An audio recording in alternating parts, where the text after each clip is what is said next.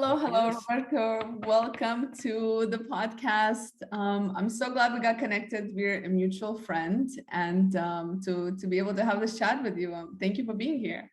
Oh, thank you for inviting me. This is such an honor and a pleasure to be here with you. So, Roberto, just for our audience to get a little bit of a context about who you are and a little bit about your career journey, which I think is very interesting, give me a little snapshot of where do you come from career-wise, and just what are you doing these days?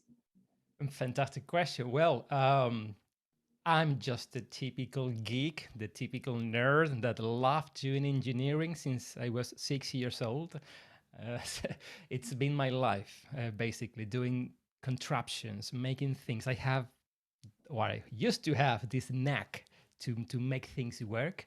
So I was very focused on that all my life. All right. So I've been doing engineering for more than 30 years now. And yeah, I've enjoyed doing that thoroughly. But the interesting bit's been, Elena, that I always wanted to do this because I, at an early age already, I understood that by doing this, people were benefiting from that. So when I was repairing stuff at home, people would say, "Oh, good job! Oh, thanks for that. We didn't have to buy anything new thanks to that." So that sort of things triggered this idea in my head that yes, I have something I can do that I enjoy, helping other people. So that's what I developed even further this interest in engineering and electronics in particular. Then I moved into robotic systems and automated systems. I've been doing this for, as I said, 30 years now. Now, the bit that really struck me was in every of the projects I've been part of, the difficult bit was the people, the relationships that we built behind and within the project. So if I was working on technology to help people, and then I found out that by helping people directly, I could have a bigger impact, that made me think. So that's why I made a shift a few years now. I'm now doing what I call leadership engineering, which is a way of referring to this idea that you can design things so that they work in a certain way. And in particular, I'm applying this, if you like, engineering knack that I used to have, or I still have, to design work environments, leadership ways that enables people and organizations and projects and in general people to feel good about what they do. Hmm. So that's what I'm doing now. Hey, you, thanks for watching. If you're enjoying this episode, make sure to share it with friends and family who might find it interesting. Make sure to hit the subscribe button as well to stay up to date on weekly new videos that are going to be coming out with some awesome guests that I bring on. And if you have any questions, use the comment section to ask me questions, to interact. I look forward to talking to you. What I'm doing now. That's awesome. And you know what I find interesting, and we've talked a little about this before we started recording, is that you come from just getting to know you a little bit. You like you said, like you come from a very analytical kind of engineering background, and I work with a lot of analytical people right now. And what I've noticed is that analytical people tend to be a little bit more introverted, and I know that was the case with you when you told me about that. And so you worked very hard to then kind of engineer yourself into, if I may say this right, into a person who's now actually doing a lot of engagement with teams, with leadership, with individuals within leadership roles, and podcasting, which is not always easy for introverted people. So I just want to understand a little bit about, was there something that you did to kind of get yourself out of that comfort zone? Talk to me about that. Yeah, I don't know if you can see right now this little me talking to my head saying, "What are you doing here, Roberto? Stop talking. People are going to see this." So, yes, I always had and always have this voice in my head. Just so you know, all my school time, I was purposely choosing to sit at the back of the class at a corner so I wouldn't have people behind me or to one of the sides, so I could control people, I could see everyone, and more importantly, no one would talk to me. So that Mm. was my attitude all the time. So I became this engineer, I started working with people in projects, and I still felt that way. Okay. Mm, So, answering your question, how I managed to overcome this, it's very interesting. I don't feel that I have overcome this, but I'm trying mhm, not to listen to it. Okay. So, I realized that to build connection with people, it was important to me, even though I didn't know how to do it. I didn't develop that social muscle when I was young. So the way I found out that I could build longer lasting relationship with my colleagues and even with family and friends was speaking to them, talking to them, being part of something with them. And I forced myself up to a point to be that open. So I feel I'm still shy, introverted, yet I I enjoy once a conversation starts flowing, I enjoy it. But I can tell you, I've been sweating the heck out of my hands 2 minutes before we got connected today. That's my natural me. But yeah, yeah. once I'm there, I'm enjoying it, and I believe this is something you can train by using it more regularly. Yeah, and as you're speaking, I think it was the wrong way to look at it from my side, saying it's something you overcome. I don't think we should overcome things like because it's who we are, but it's more about how do you manage it? How do you make sure that it's not an obstacle to your career progression? And this is what we, of course, very well known in learning and development, is that when we, as you grow in your career, and especially as we're becoming more and more techy, it's really important to have those relationships. And we're going to get into that as well, because you've said that to me before. You're like, it's not about tech, it's about relationships. And so it is an essential, ability that we all need to have to build those relationships, and to kind of come out of that, the comfort zone, even for those little periods of time. And it works for different people. And like for you, for example, you said you just try not to listen to this little guy in your head that says, this is crazy, we should not be doing this is not our, etc. So I don't think people should overcome it. So I have to correct myself. I think it's more of just, how do you manage it in a way that it's not causing a stall in your career? Or maybe some people are okay with it. Some people just want to be very technical, and maybe that's okay, right?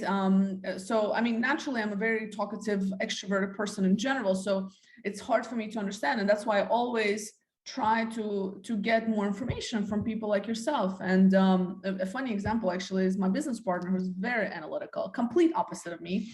I'm not analytical at all, and he makes me better every day, I swear. But and I know his when we have like public speaking engagements, like he blocks his calendar before and after, because he needs time to prepare and then he needs time to like chill out. Like, it's, for me, I'm like, I can go talk to 100 people right now if you want. About what? I don't know. I'll make something up. So and it's a very nice dynamic. And I think having him as a business partner really opened up my eye to this whole world of people, because as a learning and development professional, it's essential to understand, how different people learn, of course, and operate. And so it's very interesting. So thank you for sharing that.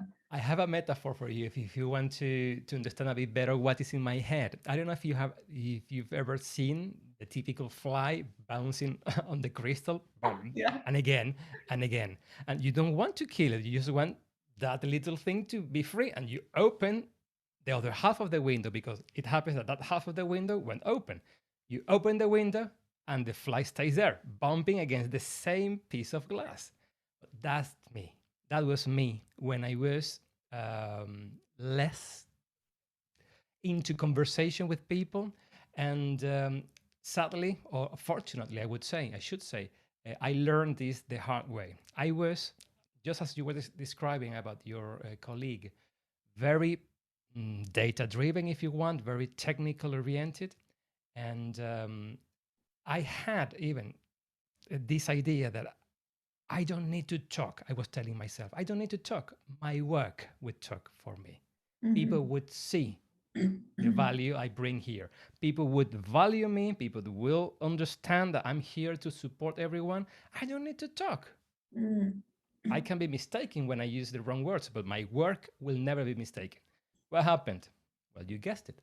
No one noticed it. No one valued it as I expected.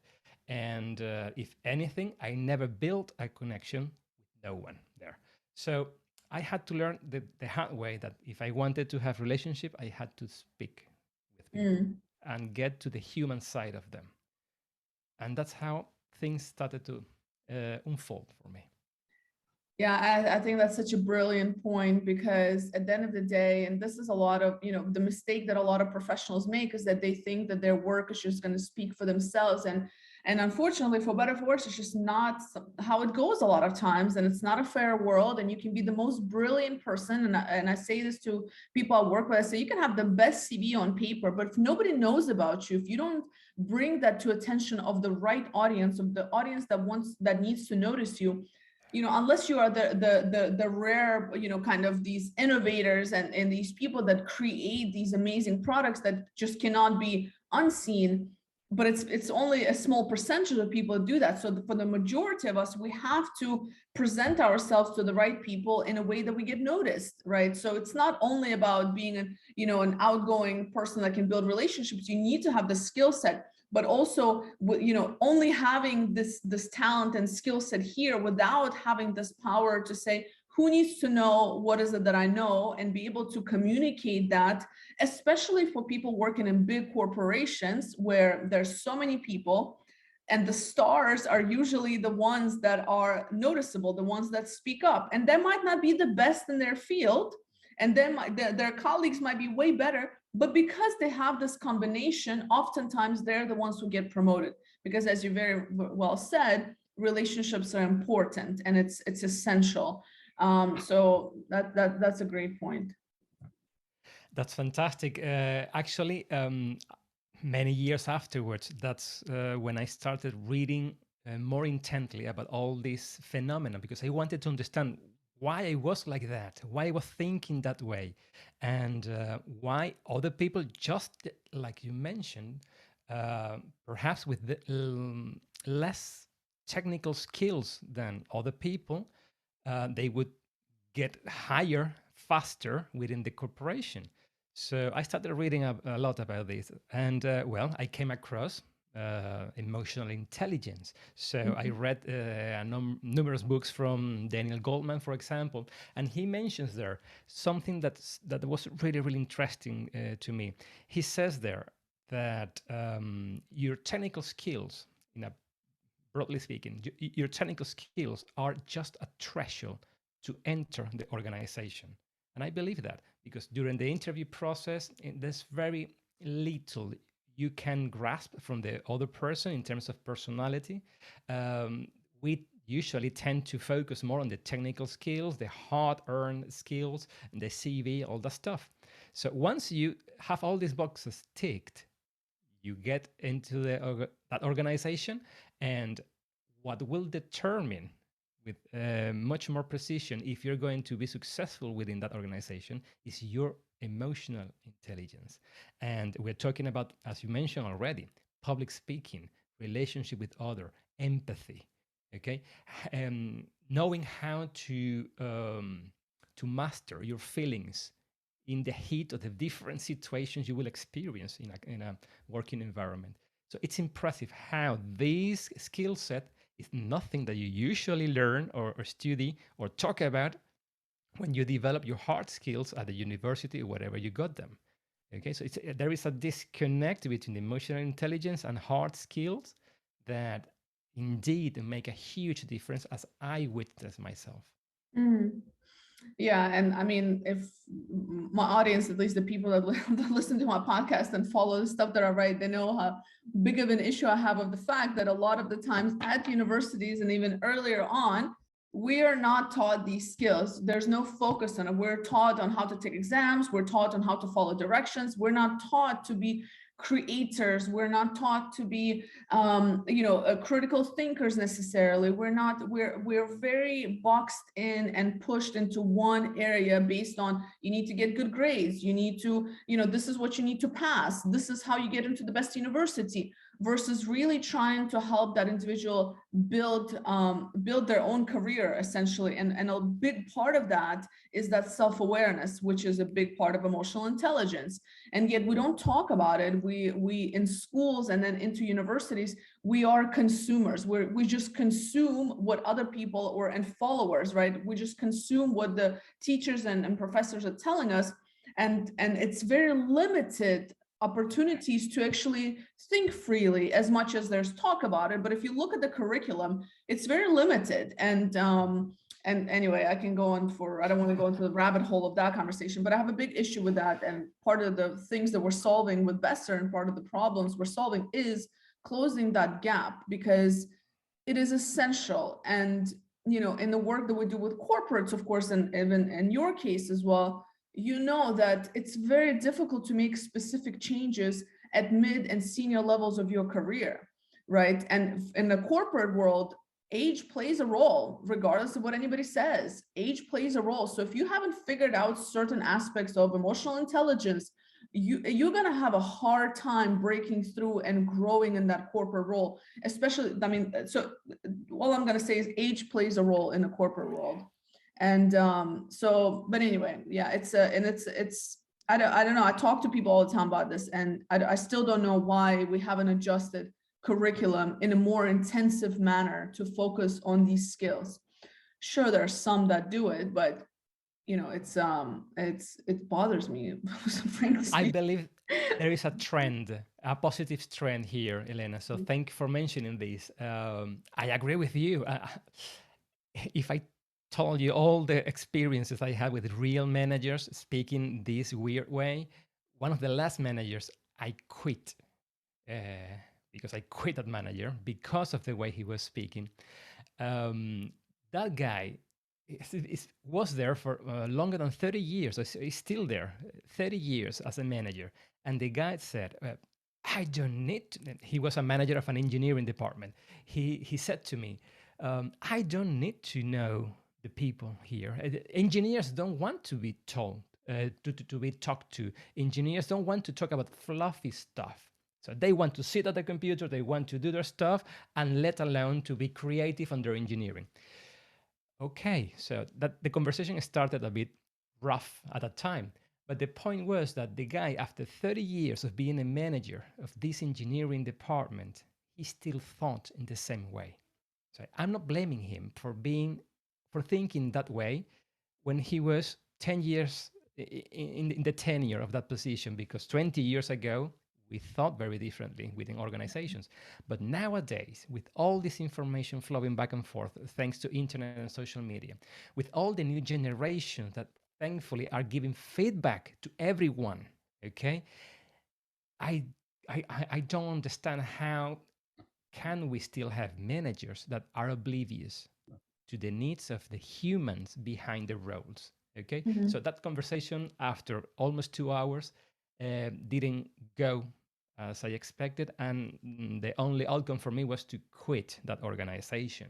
Okay, because Mhm. I couldn't withstand working for someone who wouldn't see me as a person, but only as a cog in the system, as we used to say.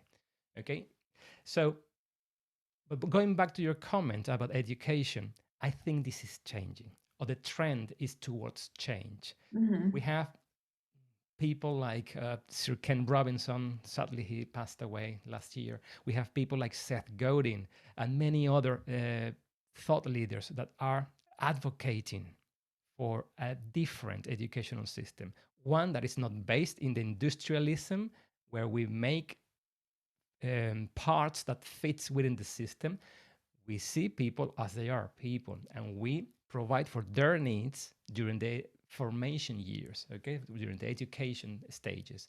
And we allow for creativity, we allow for diverging thinking, we allow for coping for and catering for the individual needs instead of having this cohorts based type Mhm. of education. We shovel in people in 1 year and we take away a number of people from preceding years and we insert them into another machine in the industry.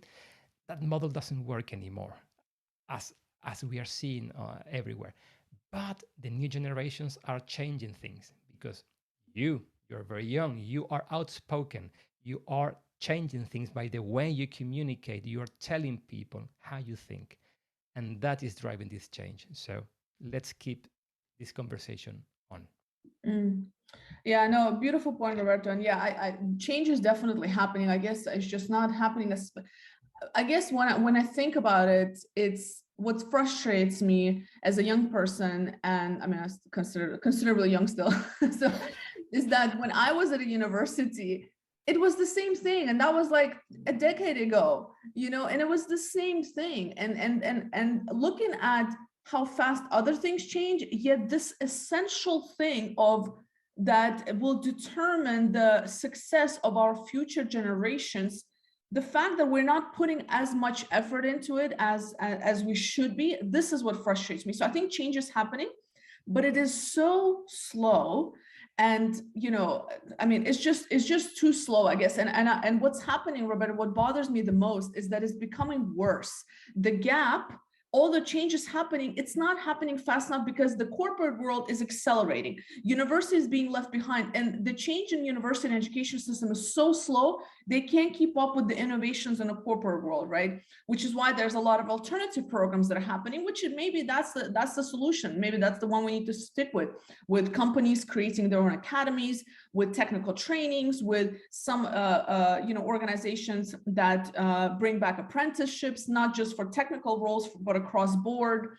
On all different areas. And I think I'm a huge fan of apprenticeships, anything that gets you hands-on as early as possible. Again, not only in like factory work or engineering work, but like marketing, business development, sales, whatever it is, like all sorts of backgrounds.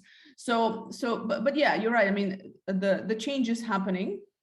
And what's interesting also, earlier you mentioned that there are people that look at the skill set as fluffy, and that's what we say, like it's fluff. And I've heard people say this, especially technical people, all the time, like this is fluffy, we need metrics, we need facts. I'm like, that's true, but also now, thanks to neuroscience and a lot of research in behaviors, you can actually identify how the brain processes information based on how safe a person feels, how connected they feel, how much more productive they can be when they feel in a safe environment and they feel that their company cares for them, right? And now the world has changed in the last many years, but we're no longer stationed in one geographical area where that's all we can do and we don't have a choice. Now we can work anywhere, from anywhere, for anybody, different places. So opportunities are much more for the employee, essentially.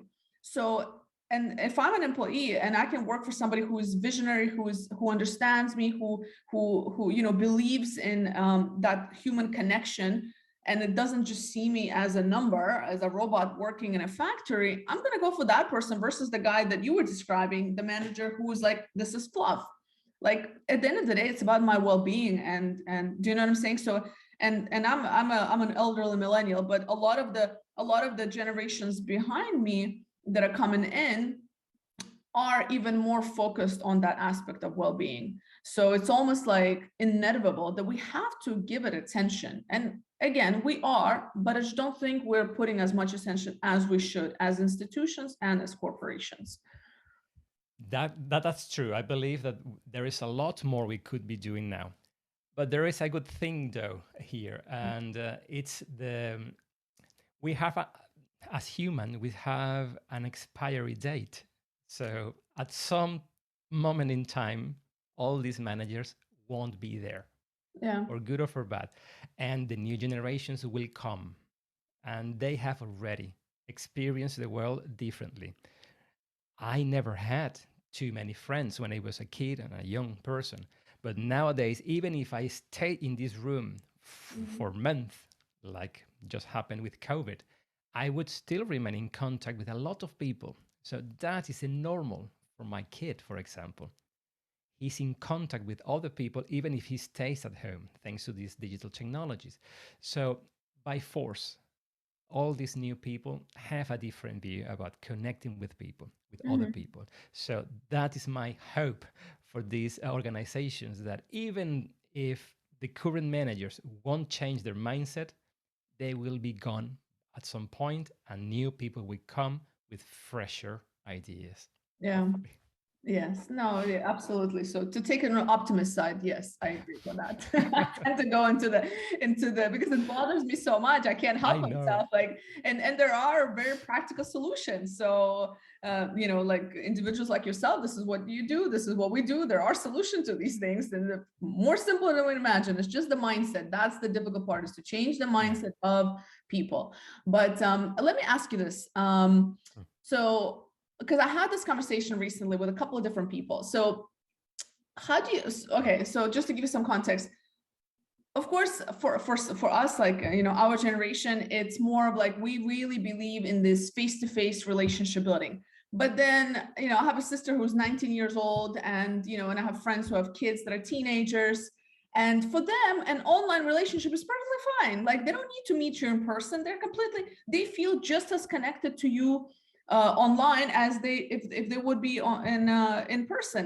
And so the conversation I've been having with people is like, do you think that, especially with all this talk about metaverse, whatever that is, what I mean, no, I don't think we know yet, but with all this world of virtual reality and holograms, which I feel is coming anyway. I mean, it's already probably happening on some aspects, so it's probably going to pick up in the next 5 to 10 years. Do you think that, is it time to rethink that the only way and the best way to build relationships is face to face? Do you think that new generations are going to see online relationships as something totally normal and they'll be able to build those relationships online? Or do you think that still nothing can replace the face to face? Just personal opinion. Fantastic question, Elena. Well, to start with, I believe that it used to be face to face the only option. The alternative was to send over postcards. I would take weeks or months to get a reply. Okay, so the face to face was the best option that we had. Then we had a telephone line, but we miss through the telephone line, we missed the image, the visual cues. Mm-hmm. And there are plenty of studies on human communications, how a great percentage of the message is conveyed not on the words, but on the way we speak, the way we move, the way we present ourselves. Those micro gestures that we offer with our face and our body posture, can talk as much as a word or even more than the words that we are using to communicate. So that's why the video side of the interaction is important. So I wouldn't say that a telephone call would ever replace a face-to-face interaction. But nowadays, with the digital platforms that we've come to enjoy during the last 2 years, for example, um, we have developed this muscle a bit stronger, the muscle of having, I would say, good human interactions through the screen. Of course, I'm not capable of looking your entire body expression at the moment. And of course, I'm going to miss a number of cues there. For example, I don't know if you're crossing your legs or if you're sitting too back or if you're leaning on one side. So we use, I mean, people normally tend to mimic the other person's posture when we are in rapport. It's a natural feature of our brain. These mirror cells there will try to imitate the other person. Okay, naturally, you're not conscious about that. So I can't imitate the entire posture that you may have right now. So I'm missing those cues. Yet I feel that we can establish a very strong rapport anyways. So that all thinking that I had to see your entire body posture to understand you better during the conversation, that got shattered, at least for me, during the last 2 years with all these Zoom calls.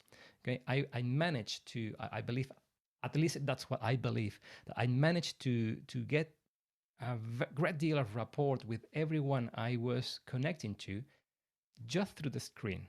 Okay, now moving now into the metaverse and all these augmented reality, virtual reality worlds. Uh, who knows? Okay, if there is one amazing characteristic of us as humans is our adaptability.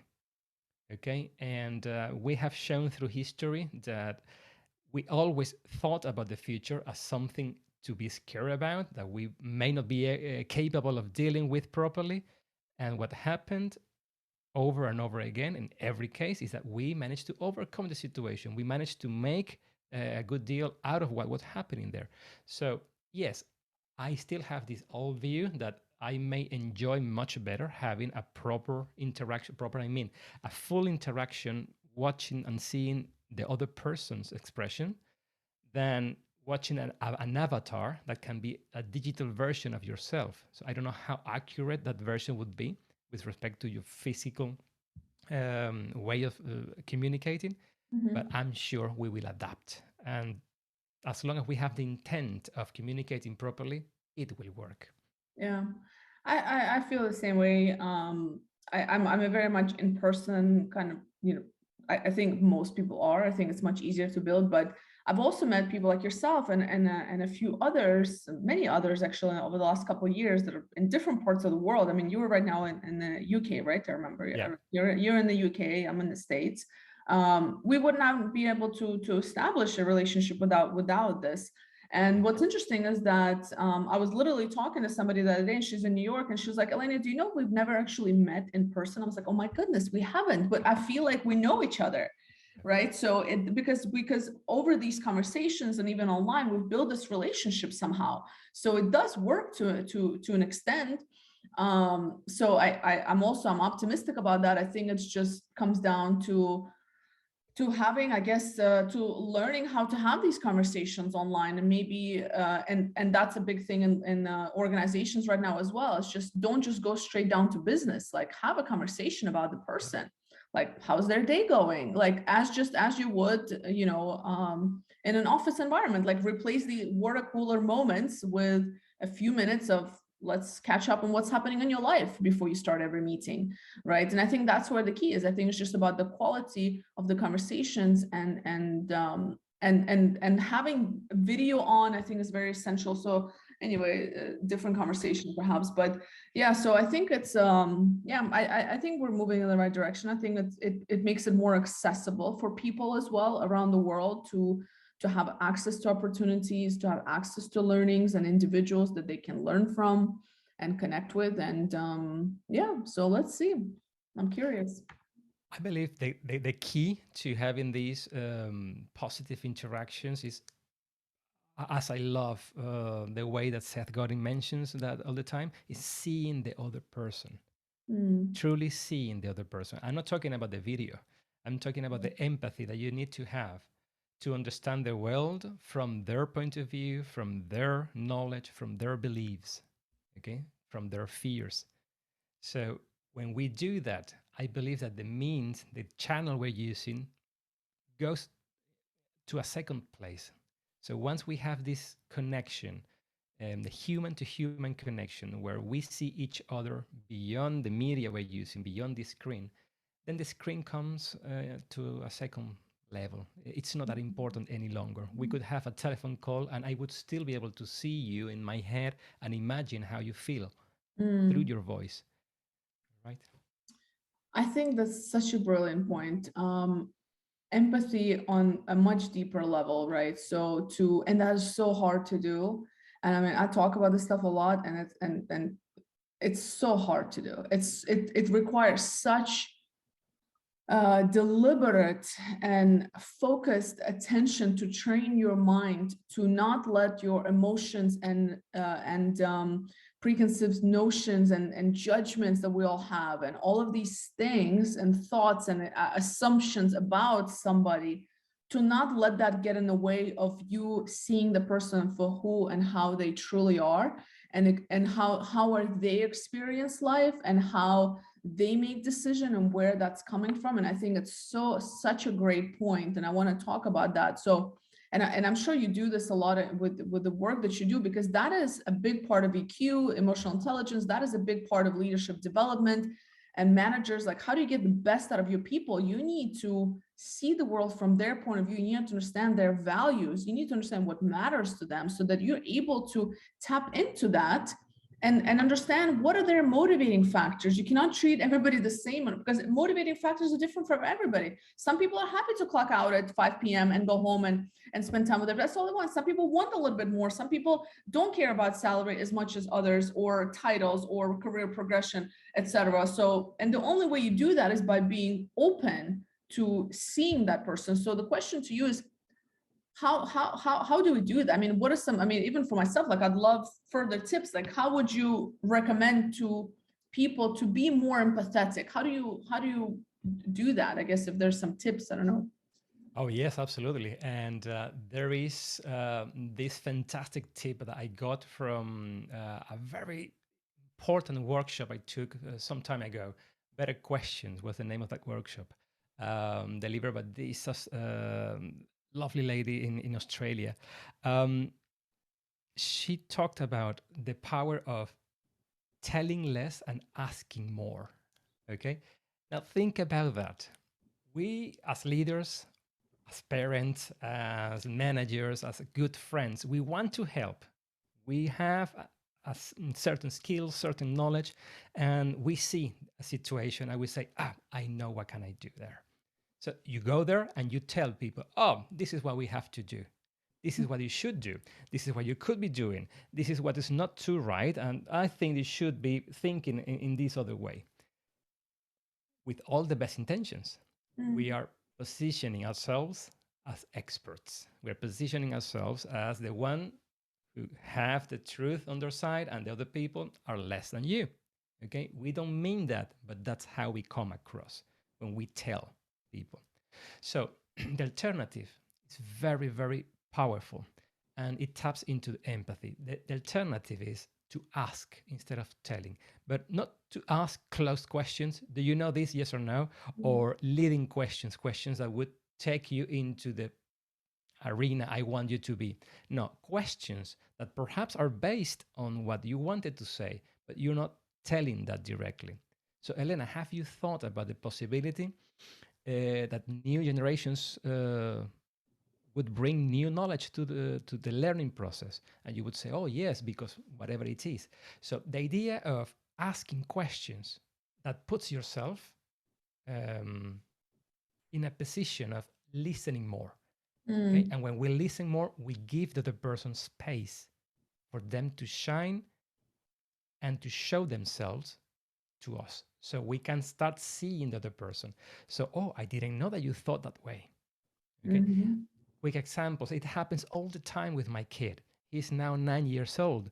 But I can tell you, when he was 7, we got into this lockdown situation and I had to take care of homeschooling. What a difficult task it was for me, because it was very difficult to be empathetic enough with him. Not because I didn't love him. I would kill myself for him. But it's because I didn't understand what he didn't understand. Okay. So in one exercise, very simple exercise, English assignment, he had to read 3 words. 3 words. That's it. And he had to highlight the common letters within the 3 words. A prefix or something like that was common on the 3 words. So I read to him the 3 words and I asked, okay, what's common between the 3 words? And he answered whatever he thought it was. And no, it's not that. So I tried not to tell him the answer and to drive him into finding the answer. After 10 minutes of an intense argument with him, because he couldn't manage to answer the question, he was trying to make me feel, I don't know, whatever. I realized that he didn't understood 2 of the 3 words. So it's like noise in his head. As soon as I identified that he didn't know these 2 of these words, and I explained, oh, this word means this, and the other word means that. Now I know what you mean. And he answered the question right away. So that lack of empathy on my side, that destroyed the entire relationship at that moment, because we ended up hitting it. Okay. And it was me not listening to his need and not trying to find out what was happening in his head. How many times that happens in our relationship with employees, friends, families, and everyone else? Yeah, all the time if we don't pay attention. It's that's such a good example, and I agree with you on the questions thing. That's very powerful. I always tell people, like, if you want to say something, ask a question. Turn that statement into a question. You're gonna get a lot more out of that person and where their head is at. And then once you understand that, you either understand their level of understanding of that topic or where their head is at. You'll also gain perspective, because when we're asking closed-end questions, it's very limiting to that person to think freely and to really speak, to really figure things out on their own. And that's what we do in coaching, right? Is like, we're not there to tell you what to do, we're there to help you get to your own answers. And I truly believe we all know the answers. It just requires asking the right questions. And it's so powerful. I personally have coaches and mentors and business coaches, and you name it, because there's a lot of things we don't know, and we don't know what we don't know. And the only way to find out is by change of perspective, by having our eyes opened. And all of us need it, regardless of who we are. And it's not always easy to do it on your own with yourself, right? So even if you read or listen to something, it's different than if somebody's having a tailored conversation that is tailored for you. So it's I think that's such a great example. Thank you for sharing that. Oh gosh, now I'm gonna think about it all day. Like, what have I done? Like, now I'm gonna think about this. I'm already like, you got my mind thinking. I'm like, okay, what conversations did I have? What did I miss yesterday? And I mean, I practice this stuff, like, but and the point is that it's difficult even for individuals like ourselves. I'm sure you find yourself. I mean, you just gave an example. It is continuous. You have to keep yourself in check and be mindful of these things. And that's why this whole journey of EQ and leadership, it's an ongoing journey. There's no endpoint to it. I love this. Thank you so much for that. Imagine how it is like for an engineer, like I am. I know the answer. I know the answer. I know how to fix your problem. I'm a problem solver. This is what you have to do. It's very hard for us. That's why we come across so difficult to talk to sometimes, right? Because we don't know how to ask. Yeah. There's so many people I want to send this podcast to. There's so many people I'm going to send this to. Anyway, listen, I want to just quickly ask about you as an entrepreneur, as somebody who does independent work, which requires a lot of resilience on its own, a lot of adjustment and things like that. And something I ask people is, are there a specific set of habits or routines that you have to manage all the things that's happening in your life, and between family and doing independent work and consulting and this leadership development? Are there things that keep you at ease every day that you do? Yes, fantastic question, and I'm really happy to share a couple of tips of my own. This is the problem. You are an entrepreneur and you have a family and you also want to have a life. How you manage to make all this happen in the 24 hours that you have a day. Okay. So then you turn your gaze towards all those successful people out there that also have only 24 hours a day, and they still do it. They still make it to the end of the day and they have a smile on their face every night. How do they do that? So I've been always puzzled by that. Okay, I could only manage my work or manage my family or manage my own hobbies, if you want. But having all this together, it's been always a problem for me until I understood some key aspect of time management. I mean, it's logical just to think that if you have 24 hours a day, you can't spend 25. Okay, so you have a hard limit. You can't do longer than 24 hours a day. Okay, so if you have a too long a list of to-do things or things to do, you will need to choose wisely. What of these elements would fit within my limited amount of time that would take me where I want to go? So this is a kind of cumbersome question, but it's easy to answer. It's just going through the list and picking from the list the things that are truly important and truly impactful. Okay, that's my two criteria right now. Why important? Because I feel satisfaction when I do that. Why impactful? Because from everything I want to achieve, if I dedicate my scarce time to doing things that don't have any impact, that won't propel me forward, then I'm basically wasting my time. So I may have a number of things that are important, but don't have enough impact or a big enough impact. So I should prioritize, and I do that myself. those things with high impact and high importance. But then I stumble in a with a big boulder in the way after I understood that, which was then you need to actually dedicate the time to do it. So the second tip I would want to share here is block your time. So you have your calendar, you have the number of hours in a day, then you put there some bracket or you draw a box, whatever it takes. This half an hour, these 2 hours, of these 4 hours, I won't touch it.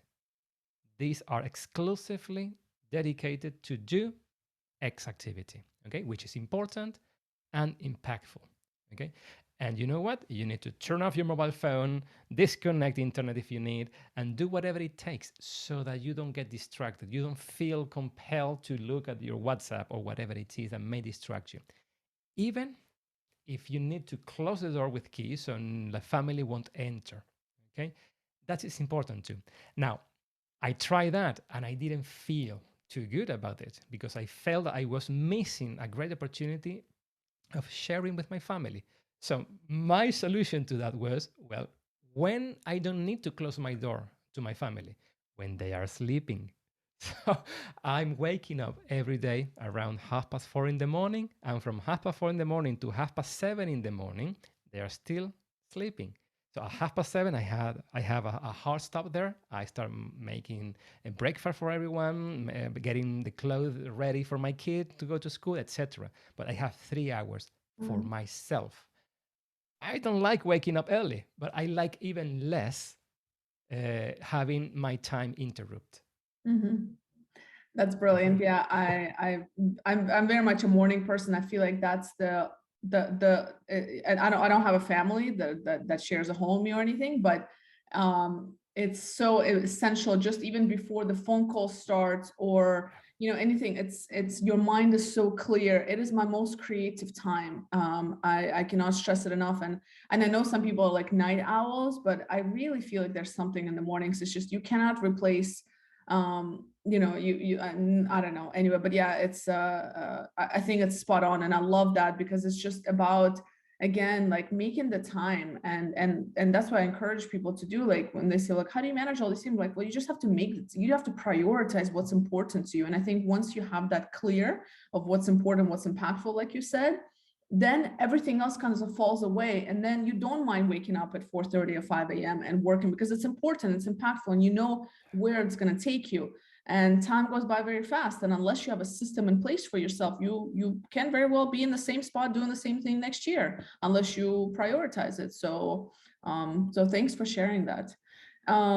I've thoroughly enjoyed this conversation. I really thank you so much. I wanted to also ask you, where can people find you? Where do you hang out with socially? Is it LinkedIn? If somebody wants to get in touch and learn more about your the work that you do with organizations and individuals. Yeah, fantastic. I have my little website, which is in the process of being rebuilt. But yeah, you can reach me through that, which is www.mindgenuity.co.uk. And I'm also reachable through LinkedIn. You can search for my name, you will find me there.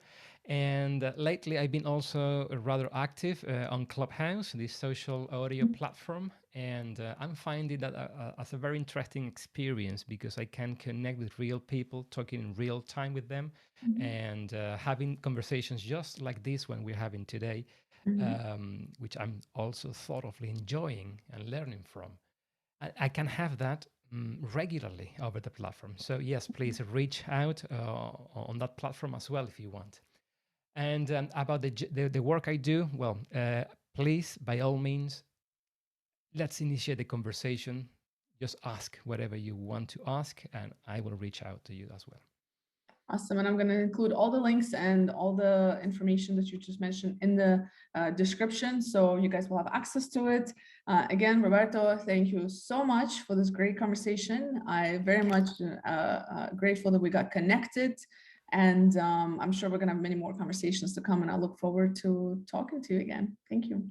Absolutely. It's been my honor and my pleasure. I'm so grateful for having this connection now and looking forward to our next conversation, Elena. Thank you.